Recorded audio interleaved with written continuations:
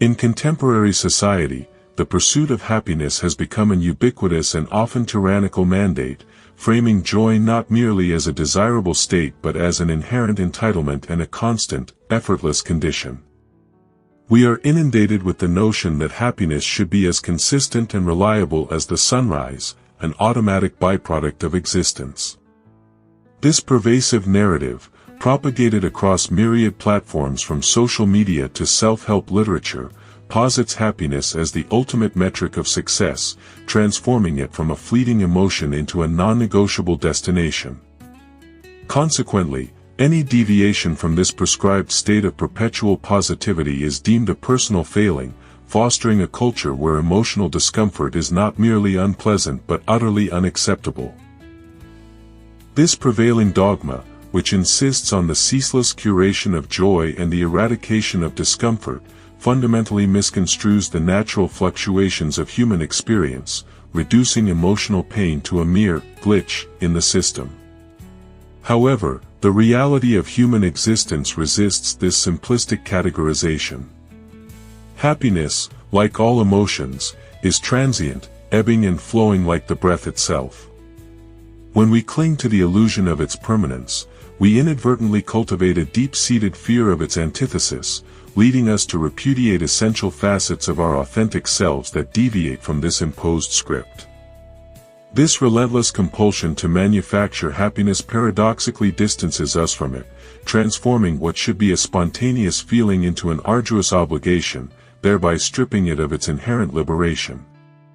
For many, this relentless pursuit manifests as an exhausting performance, a silent internal conflict between genuine sentiment and societal expectation. The more fervently we chase this elusive ideal, the more estranged we become from our authentic emotional landscape, inducing self-doubt, guilt, shame, and a profound spiritual disorientation. When every sorrow must be masked by a smile and every trepidation cloaked in gratitude, we risk losing touch with our intrinsic humanity. This forced optimism often leaves individuals grappling with a profound existential quandary. If I am adhering to all the prescribed steps, why does this pervasive sense of wrongness persist? Philosophical luminaries like Kierkegaard and Schopenhauer offer profound insights into this modern predicament, challenging the very premise of perpetual happiness. Kierkegaard posited that happiness is not our natural default, but rather a fleeting visitor, its significance illuminated only in stark contrast to the inherent anxiety, despair, and longing that define the human condition. To truly live, for Kierkegaard, is not to be perpetually joyous, but to engage deeply with the full spectrum of emotions, to grapple with the inherent complexities of a world simultaneously beautiful and brutal. Schopenhauer, in a more stark assessment, contended that life was never designed to confer unceasing felicity, arguing that suffering is not an aberration but an intrinsic component of existence. To anticipate constant joy, in his view, is to fundamentally misunderstand the essence of being alive. When happiness is elevated to an unwavering expectation, every quotidian moment becomes a potential disappointment, and every natural discomfort transforms into an urgent problem demanding immediate rectification. The pervasive exposure to meticulously curated, idealized online personas further exacerbates this sense of inadequacy, fostering a haunting conviction of not merely being unhappy, but of being fundamentally insufficient. This perpetuates a relentless, often futile, cycle of seeking external remedies, be it through self-help literature, digital applications, or prescribed mantras, until the inner world becomes a veritable battleground. The insidious deception inherent in modern life lies in the erroneous belief that the ultimate purpose of existence is to be happy, and that any departure from this state signifies a fundamental brokenness. This perspective overlooks the profound truth that our humanness encompasses the entire spectrum of feeling, including and perhaps especially the darker emotions. It is within these shadows that a more profound sense of meaning, far exceeding the superficiality of forced happiness, can be unearthed. This commodification of contentment has given rise to a multi-billion-dollar industry, where inner peace is peddled as an app, clarity as a subscription, and fulfillment as a meticulously crafted morning routine. We are deluged with an array of meditation tools, digital detox retreats, and gratitude challenges, each presented as the definitive solution to an elusive, perpetually incomplete puzzle. Influencers, embodying an idealized facade of unblemished joy, subtly reinforce this aspirational paradigm, dictating what happiness looks like and how success feels. This constant barrage of curated perfection engenders a profound sense of self-doubt and inadequacy when our own messy, unfiltered realities inevitably fall short, leading to a corrosive cycle of comparison and self-blame.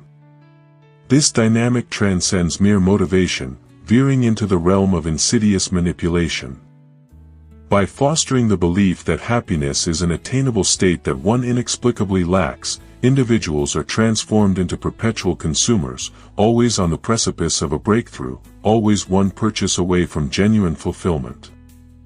This creates a lucrative market not for authentic healing, but for the illusion of control, a form of self-surveillance with profound financial, emotional, and existential costs.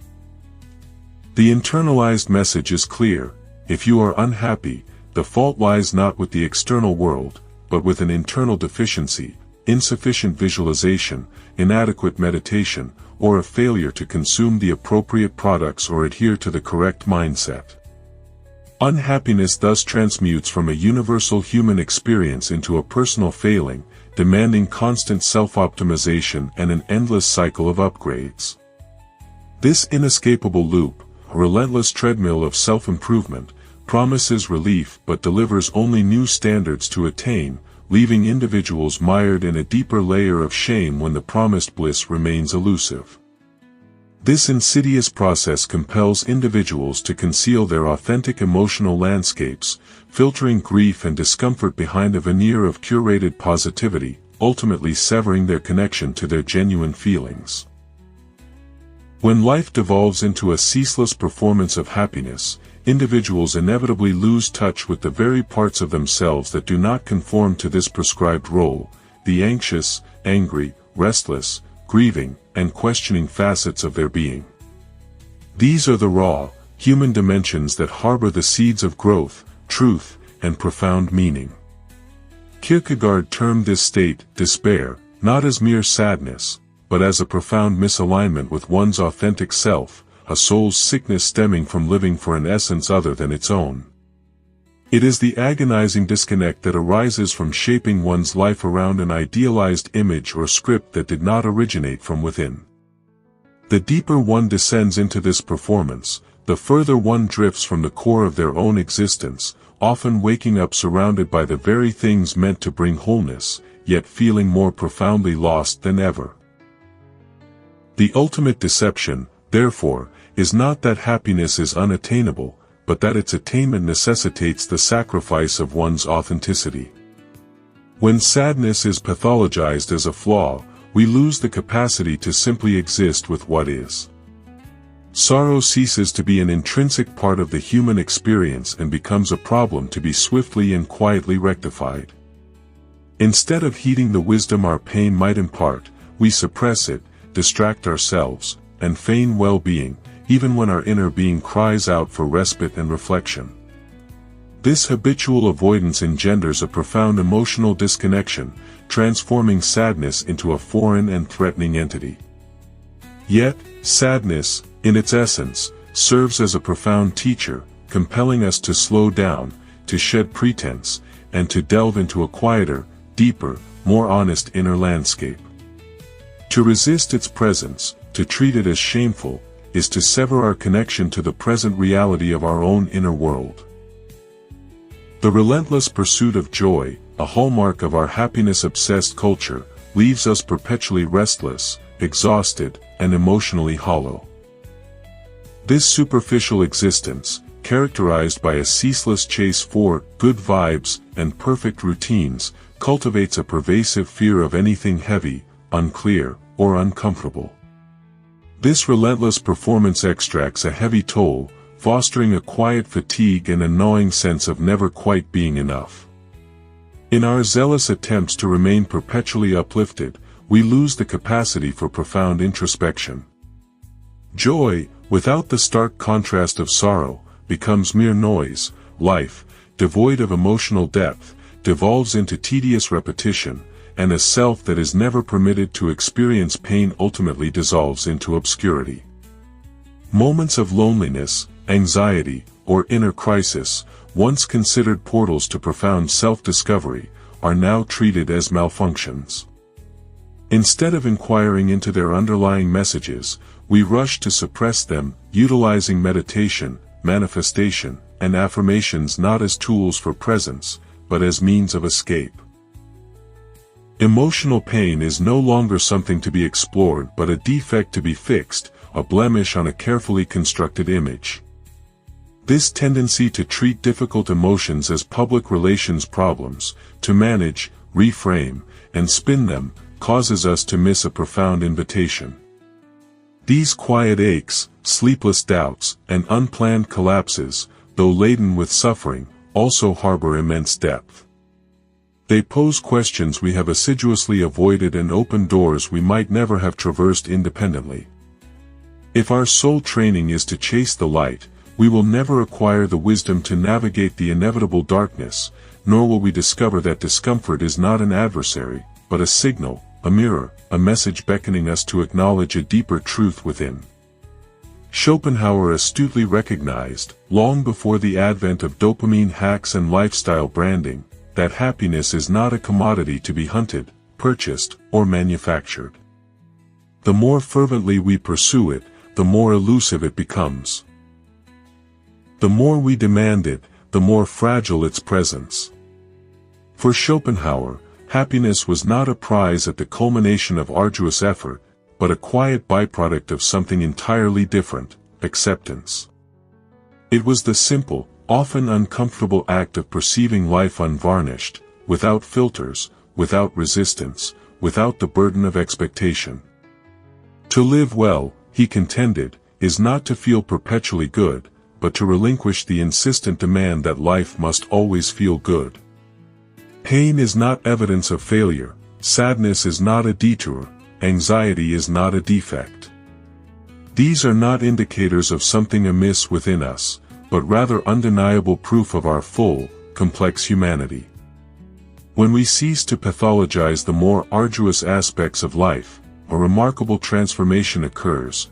We soften, we slow down, and we begin to forge a profound peace with the full spectrum of what it means to exist.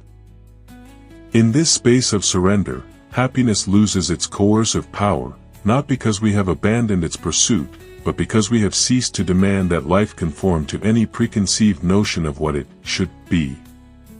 Ironically, it is within this very act of surrender that something deeper, more steadfast, and far more honest begins to surface.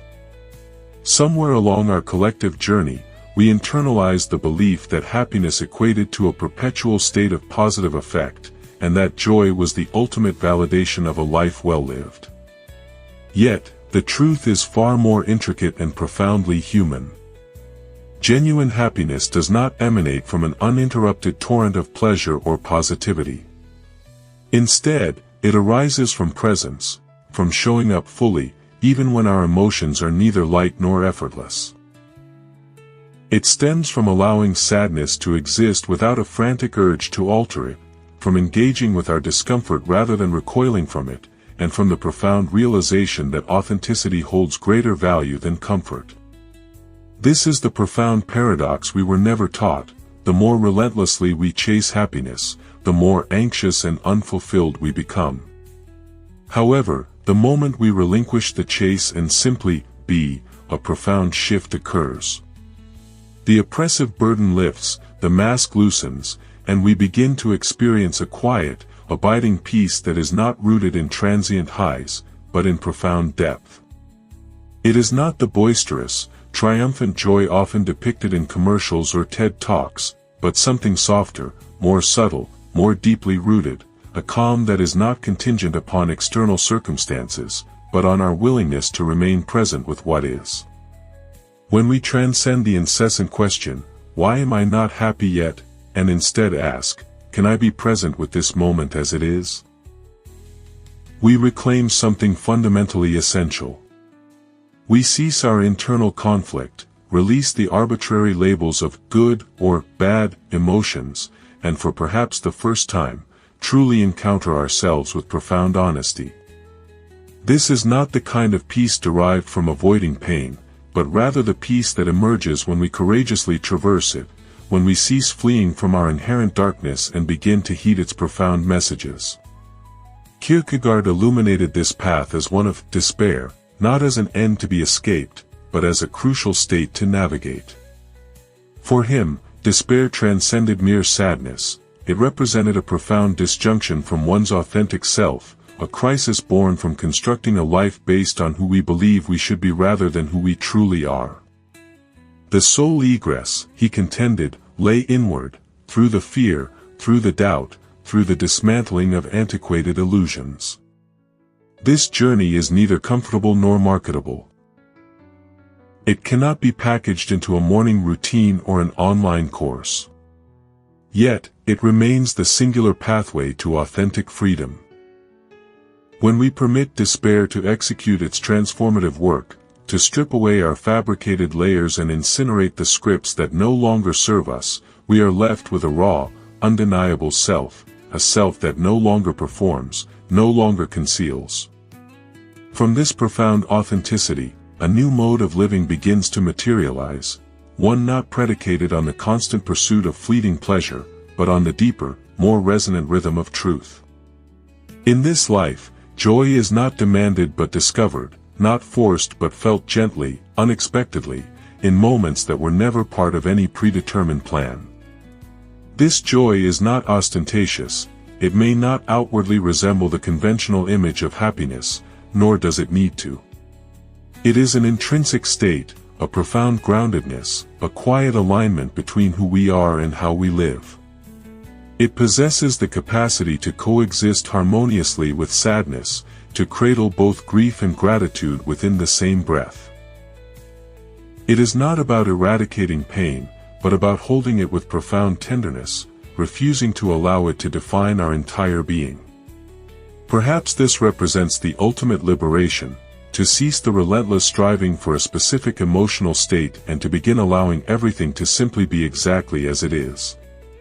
To relinquish the performance of joy and embrace the living of truth. To cease demanding happiness from the world and instead cultivate presence, irrespective of what the world brings. For the undeniable truth is that life is not always joyful, not always light.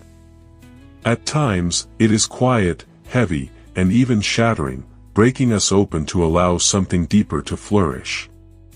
If we can learn to trust this organic process, if we can cease resisting the more arduous moments and instead show up for them with courage, we may just discover that the peace we have so desperately sought was never an external pursuit, it was always residing within us, patiently awaiting our surrender.